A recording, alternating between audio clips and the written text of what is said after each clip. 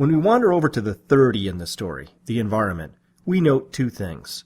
Both the increasing demand of exponentially more resources being extracted from the ground and exponentially more waste being put back into various ecosystems. Because we are trying to assess here whether we can justify ever-increasing amounts of money and debt, for now, let's just concern ourselves with the resources we take from the natural world to support our global economy. Oil is not the only essential resource that is fast becoming more expensive to produce, harder to find, or both. In fact, we see an alarming number of examples of depletion of critical resources that almost exactly mirror the oil story. First, we went after the easy and/or high-quality stuff, and then the progressively trickier, deeper, and more dilute stuff. That's just human nature. Here's one of them. When we first came to this country, we were finding some pretty spectacular things just lying around, like this copper nugget.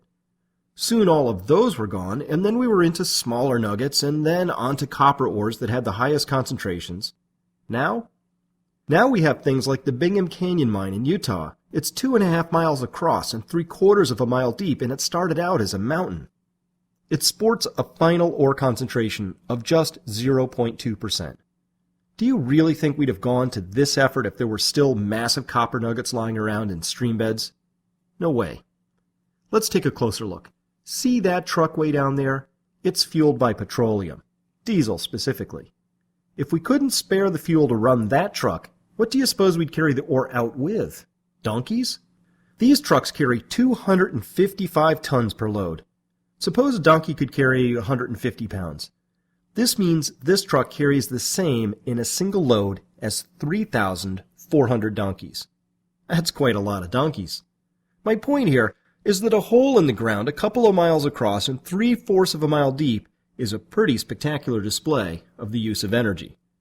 Again, instead of seeing a really big hole or an economically viable copper mine, I invite you to look past those and think of how much energy it took to make that hole.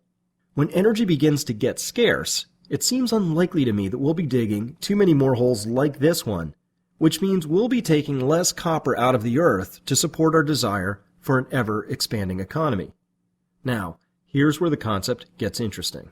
The amount of energy and money that is required to extract any mineral or metal is a function of the ore grade.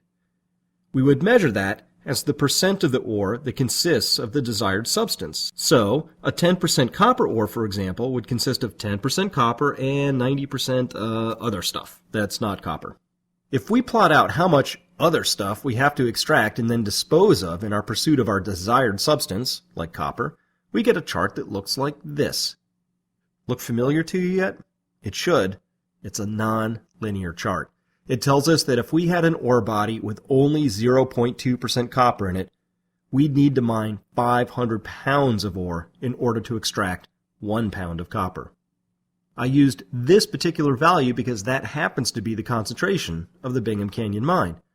This helps to explain why this hole is so big. It tells us that without these giant trucks, we probably wouldn't be mining such low ore grades. It means that we are already on the far right edge of the bell curve in terms of energy and cost. Do we do this because we like the challenge of low ore grades? No. We do it because we've already high-graded all the other known ore bodies, and this is what we're down to. We do it because it's the best option left. We do it because after only 200 years of pursuing an industrial economy, we've already burned through all the better grades. The story here is that we, as a species, all over the globe, have already mined the richest ores, found the easiest energy sources, and farmed the richest soils that our environment has to offer. I could easily fill hours of more video with additional alarming examples of resource depletion. But the bottom line is this. We have taken several hundreds of millions of years of natural ore body, fossil energy deposition, aquifer accumulation, soil creation, and animal population growth, and largely burned through them in the few years since oil was discovered. It's safe to say that in human terms, once these are gone, man, they're gone. So if we're getting less and less net energy for our efforts, and the other basic resources we need to support exponential economic growth are requiring a lot more energy to extract because they are depleting, then does it make sense to keep piling up exponentially more money and debt? Isn't it just common sense to observe that money and debt have to exist in some sort of relationship and proportion to primary and secondary wealth?